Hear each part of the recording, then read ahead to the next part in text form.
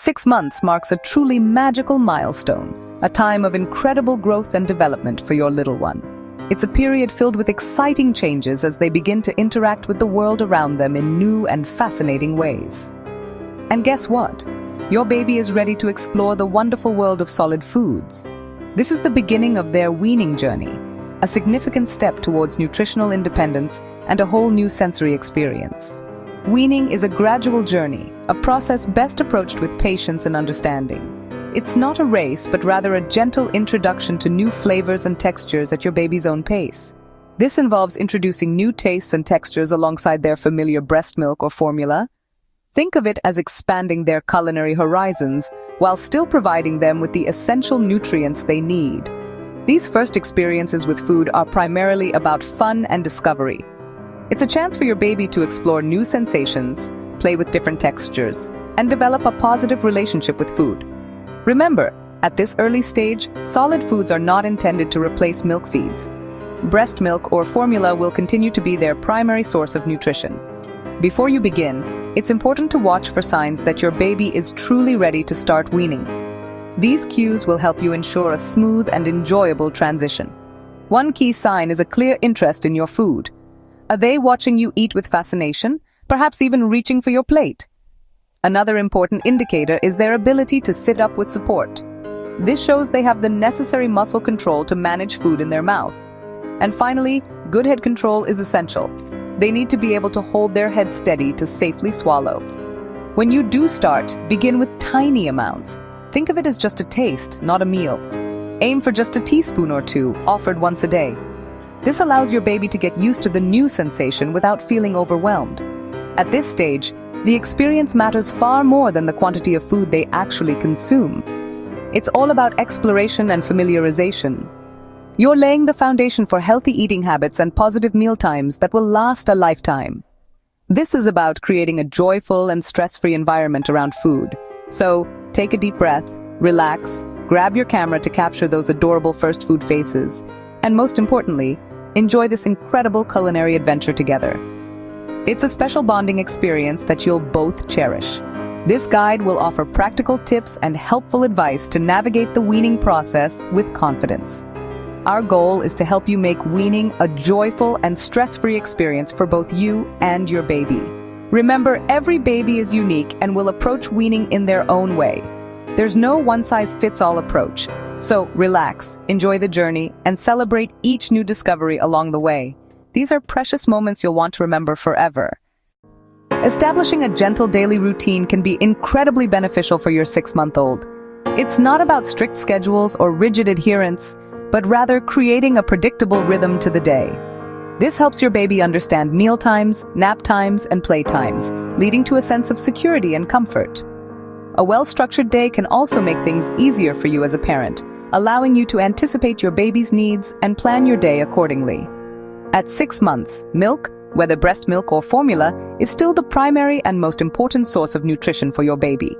It provides all the essential vitamins, minerals, and antibodies that your little one needs for healthy growth and development. Introducing solids at this stage is more about exploration and familiarization with new tastes and textures. Solids are just a complement to their milk intake, not a replacement. Think of it as a gradual introduction to the world of food. When you're ready to introduce solids, offer them about an hour after a morning milk feed. This ensures that your baby isn't overly hungry or tired, making them more receptive to trying something new. Choose a time when your baby is alert, happy, and content. A relaxed and positive environment will make the experience more enjoyable for both of you. Avoid introducing solids when your baby is fussy, tired, or unwell. Start slowly, with just one solid meal a day for the first few weeks. This allows your baby's digestive system to adjust and helps you identify any potential allergies or sensitivities. As your baby gets more accustomed to solids and shows interest in eating more, then gradually add a second and eventually a third meal to their daily routine. Remember to follow your baby's cues and never force them to eat. Here's a sample day to give you an idea of how you might structure your baby's routine. Start the day with milk on waking, followed by a small solid breakfast about an hour later, offering a taste of fruits, vegetables, or baby cereal. Throughout the day, continue with regular milk feeds mid-morning, lunchtime, and afternoon. ensuring your baby stays hydrated and receives adequate nutrition. You can then offer a second solid meal in the early evening, perhaps a different vegetable or a small portion of protein. Remember to keep the routine flexible and adaptable to your baby's individual needs. Be mindful that some days your baby will be more interested in food than others, and that's perfectly normal. Their appetite can fluctuate depending on their growth spurts, activity levels, and overall mood. Above all, meal times should be relaxed, enjoyable, and positive experiences, not rushed or stressful for either you or your baby. Create a calm and supportive atmosphere where your baby feels comfortable exploring new foods. Feel free to adjust the schedule to fit your family's unique rhythm, lifestyle, and your baby's individual cues and preferences. What works for one family may not work for another, so find what suits you best. The key to a successful routine is consistency, providing a predictable framework for your baby's day, but not rigidity, allowing for flexibility and spontaneity when needed. Introducing solids should be a gentle introduction to new flavors and textures, a gradual process of discovery and exploration. Remember, milk remains the mainstay of your baby's diet and primary source of nutrition until your baby is closer to 1 year old. So don't worry if they don't seem to be eating large quantities of solids just yet. Start with single-ingredient purees that are smooth and easy to swallow. Root vegetables like carrots, sweet potatoes, and parsnips are naturally sweet and nutritious. Steam, blend, and thin with milk or cooking water. Ripe bananas and avocados are great first fruits. Just mash and serve. For apples, pears, or peaches, cook until soft and blend. Baby rice or single-grain cereals mixed with milk are gentle and iron-rich. Offer one new food at a time, starting with a teaspoon. The goal is to introduce new tastes and textures, not to fill your baby up. Expect some food to come back out. This is normal as your baby learns to swallow. With practice, your baby will enjoy their first delicious steps into the world of food. Follow the one new food at a time rule. Wait 2 to 3 days before introducing another. This helps you spot any allergies or sensitivities, like rashes or tummy troubles. If you introduce foods too quickly, it's hard to know what caused a reaction. Keep a simple food diary to track new foods and any reactions. Go slow. There's no rush to try everything at once. This approach keeps weaning safe and stress-free. Every new taste is a step toward a positive food journey. Some foods are best avoided for your baby's safety. Never give honey before 1 year. It can cause infant botulism. Avoid whole nuts and seeds due to choking risk. Use smooth nut butters or finely ground nuts if there's no allergy risk. Skip hard. Round foods like whole grapes and cherry tomatoes. Don't add salt. Your baby's kidneys can't handle it, and natural flavors are best. Avoid stock cubes, gravy, and salty processed foods. Added sugar and sweeteners aren't needed. Let your baby enjoy the natural sweetness of fruits and veggies. Sugary snacks and drinks can harm developing teeth and encourage a sweet tooth. Always check labels for hidden salt, sugar, or honey. By avoiding these foods, you're setting up healthy habits from the start. Here's how a day of weaning might look for a 6-month-old. Start with a morning milk feed, then offer a small, solid meal about an hour later. Maybe a teaspoon of avocado or baby cereal. Let your baby explore the new taste and texture, ending the meal when they show they're done. Continue with your usual milk feeds mid-morning, lunchtime, and afternoon. In the evening, you might add a second small solid meal before the final milk feed. Keep meal times short, relaxed, and responsive to your baby's cues. 1 solid meal a day is plenty at first. Add more as your baby gets comfortable. Stick to your baby's natural routine and adjust as needed.